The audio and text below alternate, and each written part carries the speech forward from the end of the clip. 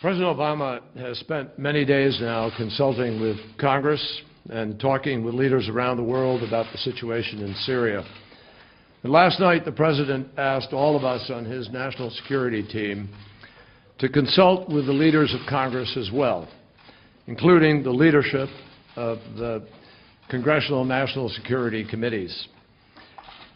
And he asked us to consult about what we know regarding the horrific chemical weapons attack in the Damascus suburbs last week. I will tell you that as someone who spent nearly 3 decades in the United States Congress, I know that that consultation is the right way for a president to approach a decision of when and how and if to use military force. And it's important to ask the tough questions and get the tough answers before taking action, not just afterwards. And I believe, as President Obama does, that it is also important to discuss this directly with the American people. That's our responsibility, to talk with the citizens who have entrusted all of us in the administration and the Congress with responsibility for their security. That's why this morning's release of our government's unclassified estimate of what took place in Syria is so important. Its findings are as clear as they are compelling. I'm not asking you to take my word for it. Read for yourself, everyone, those listening, all of you. Read for yourselves the evidence from thousands of sources, evidence that is already publicly available. And read for yourselves the verdict reached by our intelligence community about the chemical weapons attack the Assad regime inflicted on the opposition and on opposition-controlled or contested neighborhoods in the Damascus suburbs on the early morning of August 21st. Our intelligence community has carefully reviewed and re-reviewed information regarding this attack. And I will tell you it has done so more than mindful of the Iraq experience. We will not repeat that moment. Accordingly, we have taken unprecedented steps to declassify and make facts available to people who can judge for themselves.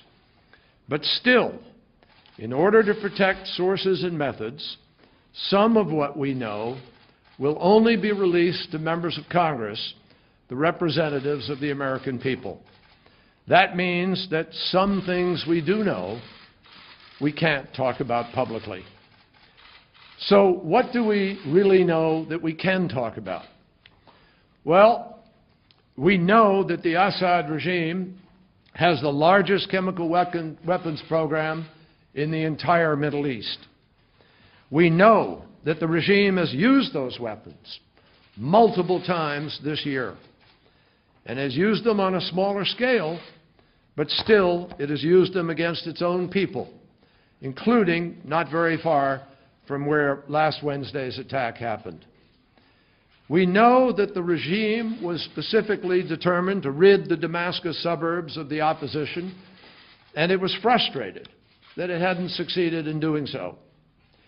We know that for 3 days before the attack, the Syrian regime's chemical weapons personnel were on the ground in the area making preparations. And we know that the Syrian regime elements were told to prepare for the attack by putting on gas masks and taking precautions associated with chemical weapons. We know that these were specific instructions. We know where the rockets were launched from and at what time. We know where they landed and when. We know rockets came only from regime-controlled areas and went only to opposition-controlled or contested neighborhoods. And we know, as does the world, that just 90 minutes later, all hell broke loose in the social media. With our own eyes, we have seen the thousands of reports from 11 separate sites in the Damascus suburbs. All of them show and report victims with breathing difficulties, people twitching with spasms, coughing, rapid heartbeats, foaming at the mouth, unconsciousness, and death. And we know it was ordinary Syrian citizens who reported all of these horrors. And just as important, we know what the doctors and the nurses who treated them didn't report. Not a scratch, not a shrapnel wound, not a cut, not a gunshot wound. We saw rows of dead lined up in burial shrouds, the white linen unstained by a single drop of blood.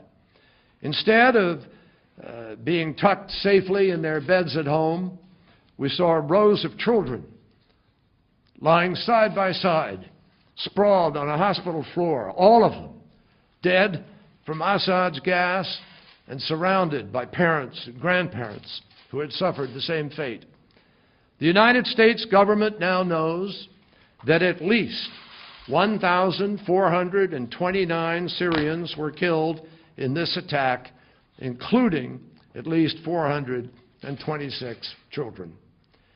Even the first responders, the doctors, nurses, and medics who tried to save them, they became victims themselves. We saw them gasping for air, terrified that their own lives were in danger. This is the indiscriminate, inconceivable horror of chemical weapons. This is what Assad did to his own people. We also know many disturbing details about the aftermath. We know that a senior regime official who knew about the attack confirmed that chemical weapons were used by the regime, reviewed the impact, and actually was afraid that they would be discovered. We know this. And we know what they did next. I personally called the foreign minister of Syria and I said to him, if, as you say, your nation has nothing to hide, then let the United Nations in immediately and give the inspectors the unfettered access so they have the opportunity to tell your story. Instead, for 4 days, they shelled the neighborhood in order to destroy evidence, bombarding block after block at a rate 4 times higher than they had over the previous 10 days. And when the UN inspectors finally gained access, that access, as we now know, was restricted and controlled. In all of these things that I have listed, in all of these things that we know, all of them, the American intelligence community has high confidence. High confidence. This is common sense. This is evidence. These are facts. So the primary question is really no longer, what do we know? The question is, what are we collectively, what are we in the world going to do about it? As previous storms in history have gathered, when unspeakable crimes were within our power to stop them, we have been warned against the temptations of looking the other way. History is full of leaders who have warned against inaction, indifference, and especially against silence when it mattered most. Our choices then in history had great consequences, and our choice today has great consequences. It matters that nearly 100 years ago, in direct response to the utter horror and inhumanity of World War I, that the civilized world agreed that chemical weapons should never be used again. That was the world's resolve then. And that began nearly a century of effort to create a clear red line for the international community. It matters today that we are working as an international community to rid the world of the worst weapons. That's why we signed agreements like the START Treaty, the New START Treaty, the Chemical Weapons Convention, which more than 180 countries, including Iran, Iraq, and Lebanon, have signed on to. It matters to our security and the security of our allies. It matters to Israel It matters to our close friends, Jordan, Turkey, and Lebanon, all of whom live just a stiff breeze away from Damascus. It matters to all of them where the Syrian chemical weapons are, and if unchecked, they can cause even greater death and destruction to those friends. And it matters deeply to the credibility and the future interests of the United States of America and our allies. It matters because a lot of other countries whose policies challenge these international norms are watching. They are watching. They want to see whether the United States and our friends mean what we say. It is directly related to our credibility and whether countries still believe the United States when it says something. They are watching to see if Syria can get away with it, because then maybe they too can put the world at greater risk. And make no mistake, in an increasingly complicated world of sectarian and religious extremist violence, what we choose to do or not do matters in real ways to our own security. Some cite the risk of doing things, but we need to ask, what is the risk of doing nothing? It matters because if we choose to live in a world where a thug and a murderer like Bashar al-Assad can gas thousands of his own people with impunity, even after the United States and our allies said no, and then the world does nothing about it, there will be no end to the test of our resolve and the dangers that will flow from those others who believe that they can do as they will. This matters also beyond the limits of Syria's borders. It is about whether Iran, which itself has been a victim of chemical weapons attacks, will now feel emboldened in the absence of action to obtain nuclear weapons. It is about Hezbollah and North Korea and every other terrorist group or dictator that might ever again contemplate the use of weapons of mass destruction. Will they remember that the Assad regime was stopped from those weapons' current or future use?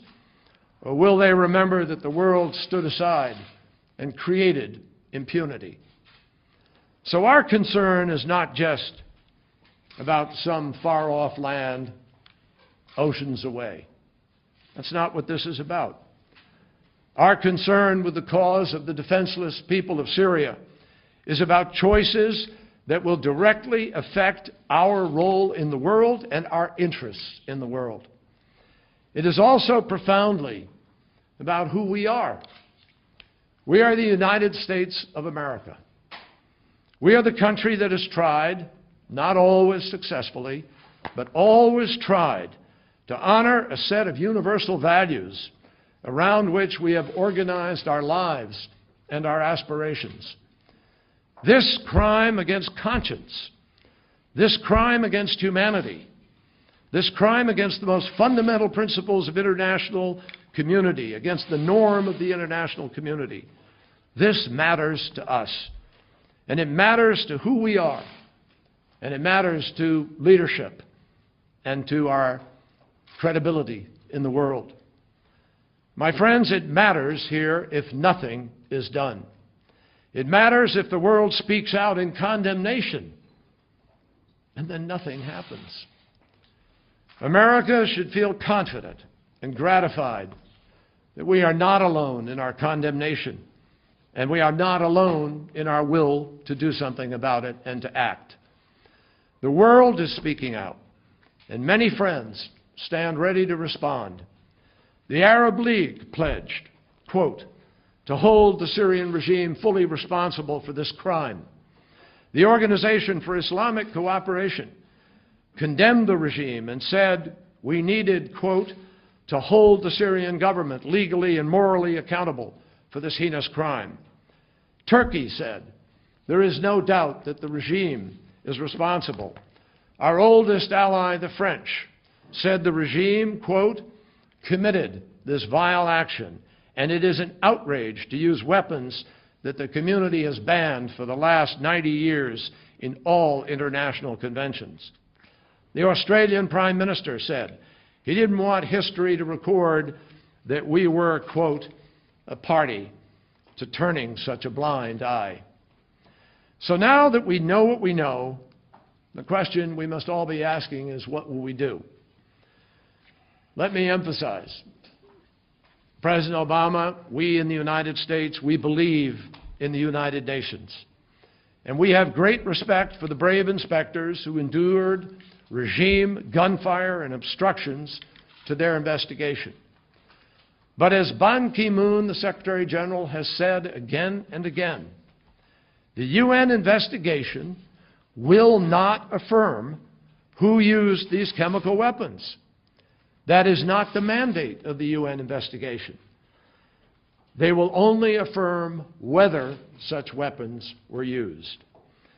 By the definition of their own mandate, the UN can't tell us anything that we haven't shared with you this afternoon or that we don't already know. And because of the guaranteed Russian obstructionism of any action through the UN Security Council, the UN cannot galvanize the world to act as it should. So let me be clear. We will continue talking to the Congress, talking to our allies, and most importantly, talking to the American people. President Obama will ensure that the United States of America makes our own decisions on our own timelines based on our values and our interests. Now, we know that after a decade of conflict, the American people are tired of war. Believe me, I am too. But fatigue does not absolve us of our responsibility. Just longing for peace does not necessarily bring it about. And history would judge us all extraordinarily harshly if we turned a blind eye to a dictator's wanton use of weapons of mass destruction against all warnings, against all common understanding of decency. These things we do know. We also know that we have a president who does what he says that he will do. And he has said very clearly that whatever decision he makes in Syria, it will bear no resemblance to Afghanistan, Iraq, or even Libya. It will not involve any boots on the ground. It will not be open-ended, and it will not assume responsibility for a civil war that is already well underway. The President has been clear. Any action that he might decide to take will be limited and tailored response to ensure that a despot's brutal and flagrant use of chemical weapons is held accountable. And ultimately, we are committed. We remain committed. We believe it's the primary objective, is to have a diplomatic process that can resolve this through negotiation, because we know there is no ultimate military solution. It has to be political. It has to happen at the negotiating table, and we are deeply committed to getting there. So that is what we know. That's what the leaders of Congress now know, and that's what the American people need to know. And that is at the core of the decisions that must now be made for the security of our country and for the promise of a planet where the world's most heinous weapons must never again be used against the world's most vulnerable people. Thank you very much.